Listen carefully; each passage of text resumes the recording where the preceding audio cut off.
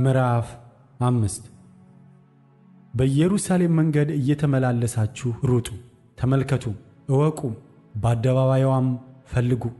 ፍርድን የሚያደርገውን እውነትንም የሚሻውን ሰው ታገኙ እንደሆነ ይቅር እላታለሁ። እነርሱም ሕያው እግዚአብሔርን ቢሉ የሚምሉት በሐሰት ነው። አቤቱ ዓይንህ እውነትን የምትመለከት አይደለችምን? አንተ ቀስፈሃቸዋል፣ ነገር ግን አላዘኑም። ቀጥቅጠሃቸውማል፣ ነገር ግን ተግሣጽን እምቢ አሉ። ፊታቸውን ከድንጋይ ይልቅ አጠንክረዋል፣ ይመለሱ ዘንድ እምቢ አሉ።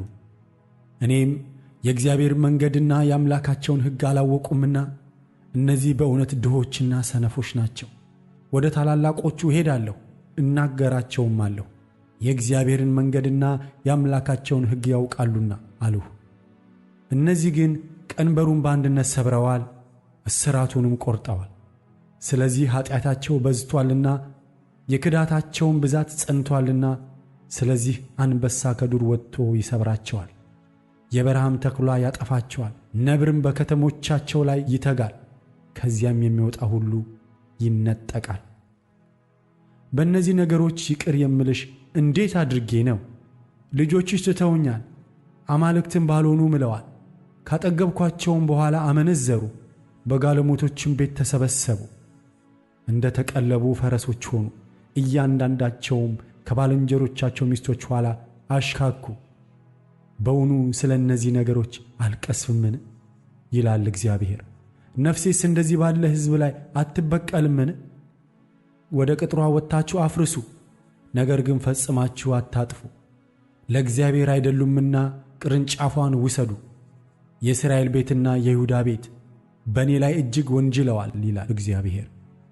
እነርሱም እርሱ አይደለም፣ ክፉ ነገርም አይመጣብንም፣ ሰይፍና ራብንም አናይም፣ ነቢያትም ንፋስ ይሆናሉ፣ የእግዚአብሔርም ቃል በእነርሱ ዘንድ የለም፣ እንዲህም ይደረግባቸዋል ብለው እግዚአብሔርን ክደዋል። ስለዚህም የሠራዊት ጌታ እግዚአብሔር እንዲህ ይላል፣ በዚህ ቃል ተናግራችኋልና እነሆ በአፉ ውስጥ ቃሌን እሳት ይህንንም ሕዝብ እንጨት አደርጋለሁ፣ ትበላቸውም አለች። የእስራኤል ቤት ሆይ እነሆ ሕዝብን ከሩቅ አመጣባችኋለሁ፣ ይላል እግዚአብሔር። ኃያል ጥንታዊ ሕዝብ ነው፣ ቋንቋቸውንም የማታውቀው የሚናገሩትንም የማታስተውለው ሕዝብ ነው። የፍላጻቸውም ሰገባ እንደ ተከፈተ መቃብር ነው፣ ሁሉም ኃያላን ናቸው። መከርህንና እንጀራህን ይበላሉ፣ ወንዶችና ሴቶች ልጆችህንም ይበሏቸዋል። በጎችህንና ላሞችህንም ይበላሉ፣ ወይንህንና በለስህንም ይበላሉ። የምትታመናቸውን የተመሸጉ ከተሞችን በሰይፍ ይደበድባሉ። ነገር ግን በዚያ ዘመን ይላል እግዚአብሔር፣ ፈጽሜ አላጠፋችሁም።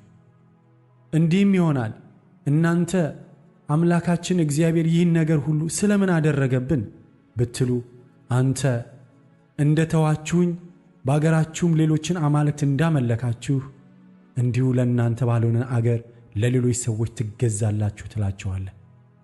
ይህን በያዕቆብ ቤት አውሩ፣ በይሁዳም አሰሙ።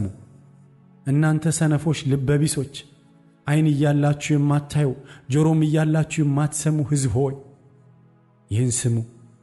በውኑ እኔን አትፈሩምን? ከፊቴስ አትደነግጡምን? ይላል እግዚአብሔር። እንዳያልፍ አሸዋን በዘላለም ትእዛዝ ለባሕር ዳርቻ አድርጌአለሁ። ሞገዱን ቢናወጥ አያሸንፍም፣ ቢጮኽም አያልፍበትም።